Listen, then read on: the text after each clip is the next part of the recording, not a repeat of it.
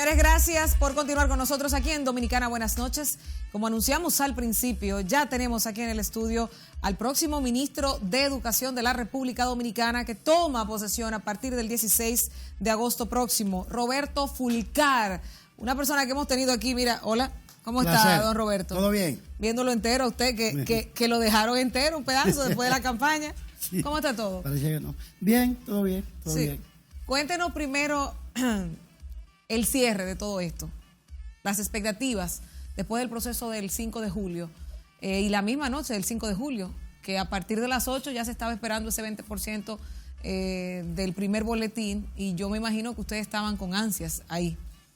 Sí, una gran expectativa nacional en todos los sectores del país, pero yo tenía obviamente información temprana, porque nosotros aplicamos encuesta a boca de urna y yo sabía lo que iba a pasar, de manera que teníamos una idea de los resultados finales. Naturalmente no los publicamos hasta esperar que la Junta comenzara a emitir boletines, pero sí la población tenía una gran expectativa y las expresiones de cambio se sentían en la calle y la gente celebraba, pero también una parte de la población inquieta, tensa, para ver qué iba a suceder. Gracias a Dios todo terminó bien y hay que felicitar al pueblo dominicano porque dio una muestra de civismo, una muestra de institucionalidad, de respeto a la norma y de civilidad política. Claro, dicen que las victorias tienen muchos nombres, pero las derrotas ninguna. A partir de este momento, del 5 de julio, se conoce a un nuevo director de campaña que nosotros hemos visto durante muchos años, a Francisco Javier, que estuvo liderando esto, pero ahora Roberto Fulcar es el nombre que suena en la dirección de una campaña que terminó con el éxito que se esperaba. ¿Cómo empieza Roberto Fulcar en la política? Porque es una pregunta que nosotros nos hemos hecho y decíamos, este hombre debe haber pasado mucho para poder llegar a donde está, y nosotros hemos visto por lo menos una parte, un panorama, pero no conocemos todo el espacio. La verdad es que yo comencé en lo social antes que en lo político. Yo a los 13 años, para 14, gané las elecciones del club juvenil de mi campo.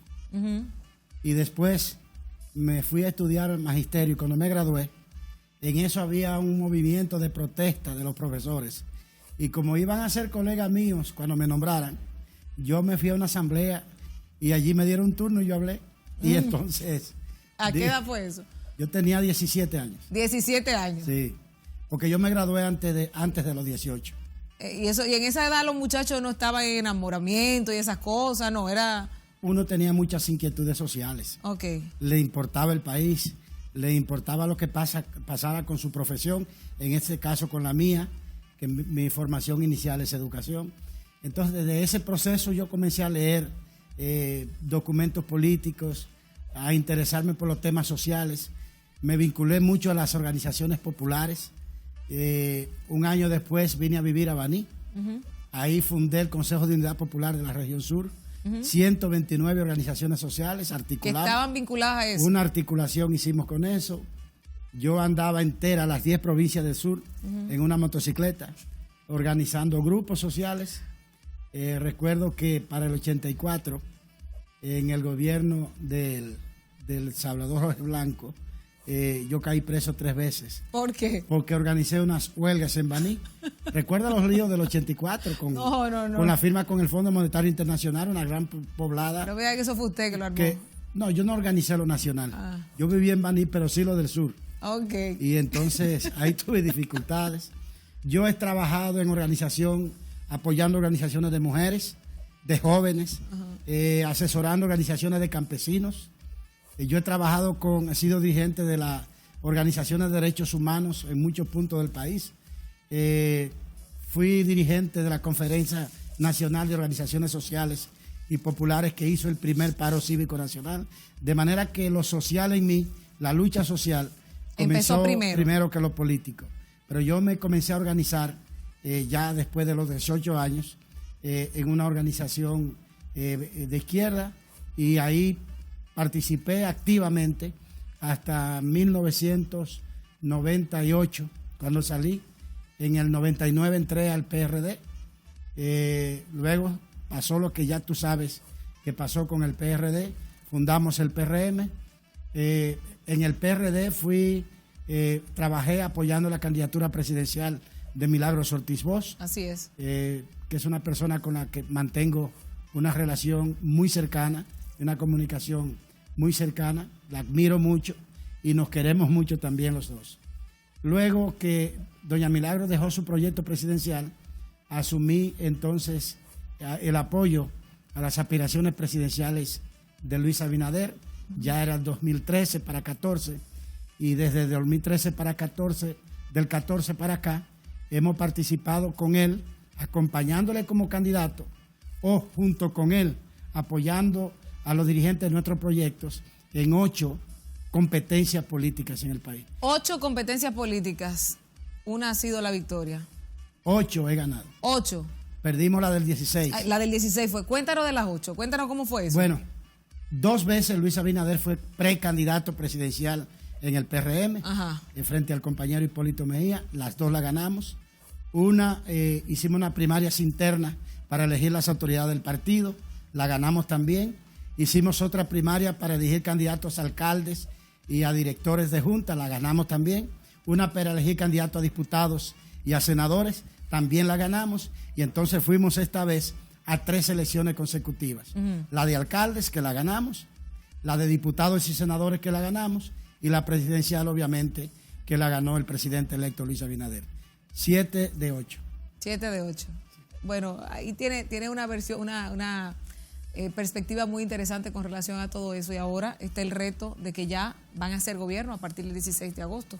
¿Cuál es el norte a seguir? Sobre todo en el tema, yo diría que más neurálgico, porque el COVID ya lo vienen arrastrando. El COVID es algo que viene en el planeta y que viene desde el año pasado corriendo diferentes países del mundo hasta que llegó aquí, siendo nosotros el país número 49.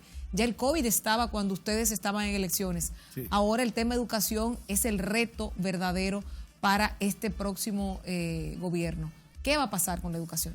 Bueno, de hecho, en el contexto del COVID participamos de las elecciones. De manera que en la historia de la humanidad son las primeras elecciones con mascarillas. Totalmente. Las primeras elecciones con mascarillas, y es una experiencia muy fuerte y muy profunda la que ha vivido la nación dominicana.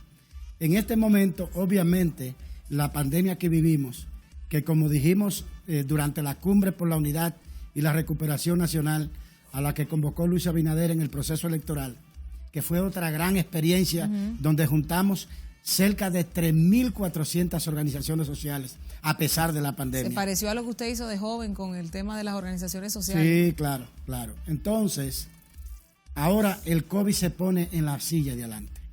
Y aunque nosotros traemos una propuesta de gobierno y un programa de nación que ha concebido Luis Abinader y todo nuestro equipo desde hace 7 años, la verdad es que en este momento la prioridad pasa a ocuparla la recuperación nacional. Así es. La recuperación de la crisis sanitaria, la recuperación de la crisis económica y entonces la inserción de los procesos de la educación en el marco de una pandemia, con un año escolar pautado para iniciarse el próximo 24 de agosto, 8 días después de que el nuevo gobierno tome posesión.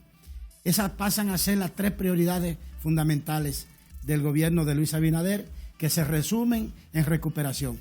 Recuperar el país, recuperar la economía, recuperar la salud, recuperar la esperanza, recuperar la confianza, recuperar la institucionalidad democrática, la ética y la visión de un gobierno justo, honesto, transparente, como el que de seguro va a ser el presidente Abinader. ¿Qué tiempo ustedes creen que le tome esa recuperación en esos sectores, sobre todo en la parte económica y sanitaria, que son las que están ahora pendiendo de un hilo? El colapso que estamos viendo en los centros médicos y la lentitud con la que se procesan las pruebas y la poca recaudación de cualquier tipo de impuestos que está impidiendo que se siga creciendo la parte económica. En el caso de la crisis sanitaria, aunque nadie puede ponerle fechas a la pandemia, ni siquiera los científicos, porque todavía no tenemos certeza sobre cuándo dispondremos de una vacuna que realmente enfrente el tema del COVID pueda resolverlo, pero lo que parecen los indicadores decirnos y lo que nos dicen los expertos es que en esta Navidad estaremos bajando significativamente el COVID, probablemente, quiera Dios, entremos al año que viene sin mascarillas. Sí. En el aspecto económico lleva un tiempo un poco mayor. Hay que recuperar el tema de turismo, hay que recuperar el proceso de la producción nacional, hay que relanzar la economía en términos de la generación masiva de empleos para las personas. Hemos perdido cerca de 1 millón de empleos. Así es, por el COVID. A consecuencia del COVID. Y obviamente se detuvo la generación de empleo, que es otro déficit también. Eso se va a llevar un poquito más de tiempo. De manera que me parece que la lógica de esta etapa es lograr mantener la estabilidad hasta que recuperemos totalmente la economía. Se ha perdido alrededor de 1 millón de empleos por el COVID, por todo lo que ha sido la golpeada de la economía. Sin embargo, también la primera declaración que da en el primer proceso de transición el presidente electo Luis Abinader en las afueras de Palacio es que van a eliminar el despacho de la primera dama, que albergaba unos 600 empleos. Luego se dijo que se iba a eliminar la OISOE, que tenía unos casi 600 empleos. Y se menciona también la eliminación de la Corporación Dominicana de Empresas Eléctricas Estatales, que también supondrá una importante cantidad de empleos. Ahí también la gente pregunta, ¿cómo van a hacer para generar empleos si al mismo tiempo se están eliminando empleos? ¿Cuál sería la logística para esto? ¿Y cómo ustedes lo pueden explicar?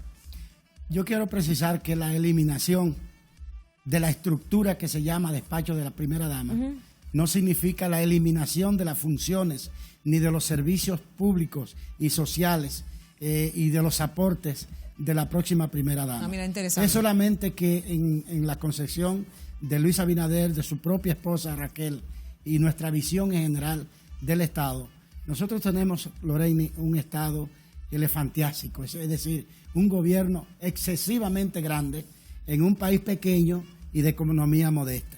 Entonces se trata no de no gastar, sino de gastar productivamente y de gastar reproductivamente. El dinero que se usa en una burocracia improductiva puede ser utilizado para generar reales programas sociales que den oportunidad a la gente, por ejemplo, apoyando el crecimiento de las MIPYMES. Es una manera de generar empleos sanos, empleos productivos que traspasan las nominillas. De eso es que se trata. ¿Qué ha sido, por ejemplo, la OISOE en la República Dominicana? Un mal ejemplo. No ha aportado nada al país. No jugó el rol realmente de supervisora de las obras del Estado que se le acredita, que se le asigna. La CDE se convirtió en ¿qué? En una agencia de venta de terreno del Estado, al mejor postor y a precios pírricos, en prácticas de corrupción que todo el país conoce. Entonces, ya no hay más tierra que vender. Y si queda alguna pulgada, debiéramos preservarla, porque son tierras, algunas con vocación turística, otras con vocación agropecuaria, que bien pueden ser aprovechadas para generar verdaderos empleos y para generar producción nacional. Es una manera también de cumplir el compromiso de Luis Abinader con el país, de hacer un gobierno eficiente, claro, de eliminar cuellos de botella, entramados que se prestan a conductas indelicadas, indebidas en la gestión pública. Es una manera de administrar bien los recursos que la población pone en manos de un gobernante para que los gobierne. ¿Están ustedes confiados en que estos 4 años la gente va a valorar como positivo y que van a hacer un buen gobierno? Y totalmente, Lorena. Si me despiertan a medianoche y me preguntan, puedo decir sin ninguna vacilación que confío absolutamente en que Luis Abinader quiere hacer y que hará un excelente gobierno para el pueblo dominicano. En primer lugar, porque se ha preparado para eso. Porque tenemos 7 años discutiendo los problemas del país. Y cada uno de los problemas fundamentales de la República Dominicana tienen en Luis Abinader no solamente una idea de solución, sino un plan, un programa, un proyecto y un presupuesto de ejecución. Obviamente, por el contexto de la pandemia en la que nos corresponde entrar al gobierno, no tendrán probablemente la velocidad que nosotros hubiésemos querido y la que planificamos. Pero tú puedes estar seguro que al término de estos 4 años, el pueblo se va a alegrar de haber elegido a Luis Abinader como presidente de la República. Roberto, vamos a hacer una breve pausa comercial. Cuando regresemos, quiero conocer la visión de un docente en el Ministerio de Educación. Creo que es el sueño de miles de profesores, de algún momento decir, mira, yo creo que el Ministerio de Educación o la educación del país debe ser así, así, así. Eso lo queremos conocer de parte del futuro ministro de Educación de la República Dominicana. Así que ustedes no se muevan. Cuando regresemos, seguimos conversando con Roberto Fulcar, aquí en Dominicana. Buenas noches.